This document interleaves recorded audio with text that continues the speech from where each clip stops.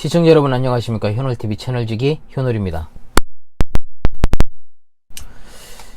자, 계속해서 도르트 신조 세 번째와 네 번째 교리, 인간의 부패와 하나님께로 회심과 그 회심이 일어나는 방식에 관한 세 번째와 네 번째 교리 13번째 강의를 진행하도록 하겠습니다.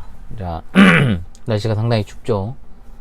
상당히 춥습니다. 촬영할 때마다 느끼는 건데, 그렇다 해가지고 이 좁은 공간에다가 히터를 틀어놓자니 작년엔 그렇게 했습니다. 그런데 너무 공기가 탁해져가지고 도저히 견딜 수가 없는 상황이 또 펼쳐져요.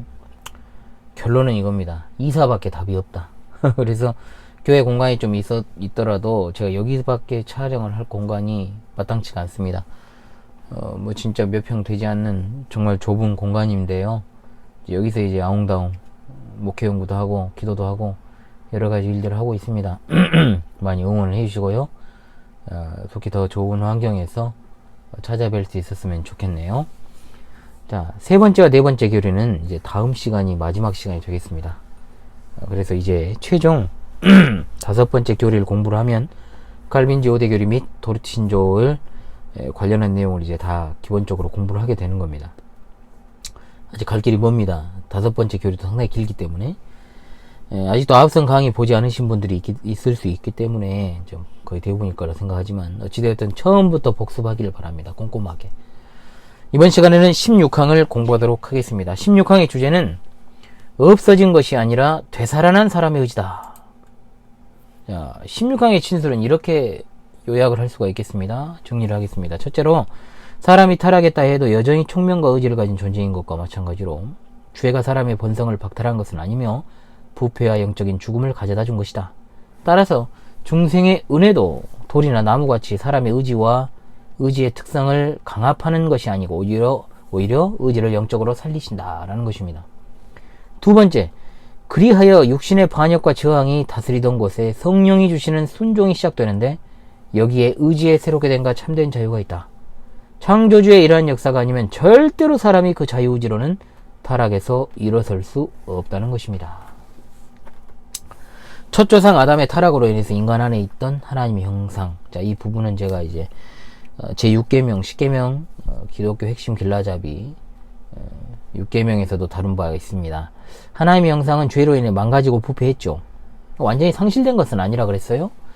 이 남아있는 하나님의 형상으로 인해서 인간은 짐승과도 같은 수준으로 떨어지지 않고 도덕적으로나 윤리적으로 이성적 판단을 할 수 있는 존재가 된 겁니다. 그래서 때론 정말 어마어마하게 끔찍한 죄를 저지른 사람들을 우리가 금수만도 못하다, 짐승만도 못하다 그렇게 이제 표현하지 않습니까? 이와 같이 타락한 인간이 하나님의 형상을 지닌 존재임에도 불구하고 성령에 거듭나게 하시고 거룩하게 하시는 사역을 떠나서는 본질상 뒤틀린 방식으로 하나님의 형상을 드러내는 존재가 될 수밖에 없다는 겁니다. 인간 본성의 방향이 뒤틀렸다는 거죠.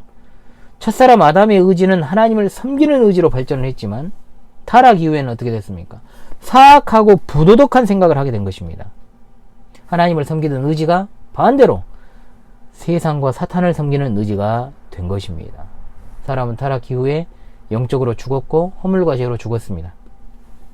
단순한 죽음이 아니라 적극적으로 하나님을 반대하고 하나님을 대적하기에 바쁘다는 거죠. 즉 하나님의 원수가 되었다는 말입니다.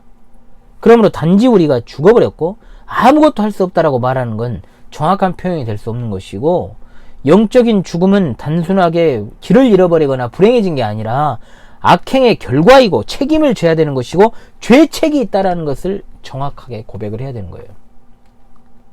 그런데 알미니아는 멍멍거리기를 개혁파는 인간의 자유의지를 없애버렸다 이렇게 주장을 한다는 거예요. 그러나 개혁파는 자유의지가 없다고 말하잖아요.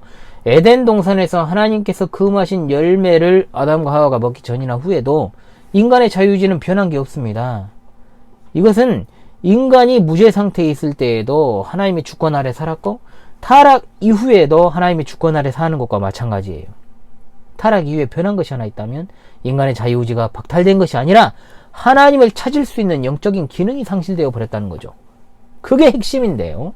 그게 근본인데 그것이 상실이 된 거예요. 그러므로 타락 이후에 인간의 자유의지는 어떻습니까? 타락 일변도로 흘러가게 된 거예요. 타락 일변도로 더욱더 죄를 증가시킬 뿐이죠. 가만히 놔두면 깨끗해지는 게 아니라고요. 더 추접스럽게 변하는 것이 인간이라 이 말이에요. 그러므로 중생의 역사는 인간에게서 어떤 의지를 갖다가 쏙 빼버려가지고 돌이나 나무와 같이 그런 존재로 그냥 만드시기 위해서 강제로 그냥 호수 꽂아가지고 주입하는 게 아니라 의지의 개혁과 갱신을 가져다 준다라는 말이에요. 하나님을 찾는 영적인 기능이 상실된 것에 대해서 다시금 살려주심으로 인해서 하나님을 찾을 수 있게 만들어 주셨다는 말이에요. 이러한 중생의 역사를 통해서 성령께서는 여전히 죄 가운데 머물고 싶어하는 의지를 꺾어버리고 굴복하게 만드십니다. 그래서 하나님의 은혜를 찾고 하나님의 은혜를 갈구하며 그리스도를 막 거부하던 것으로부터 그리스도를 향하도록 만드는 것이죠. 성령에 의하여 개혁 갱신된 의지는 하나님의 계명에 대해서 억지가 아니라 자발적인 순종을 하게 하는 것이고 성령의 지배 아래 충만한 그 지배 아래 살아가게 만듭니다. 그러므로 주께 순종하는 모든 것에 대해서 거부감이 없죠. 막 무겁다고 여기지 않아요. 기꺼운 마음으로 순종하게 되는 것입니다.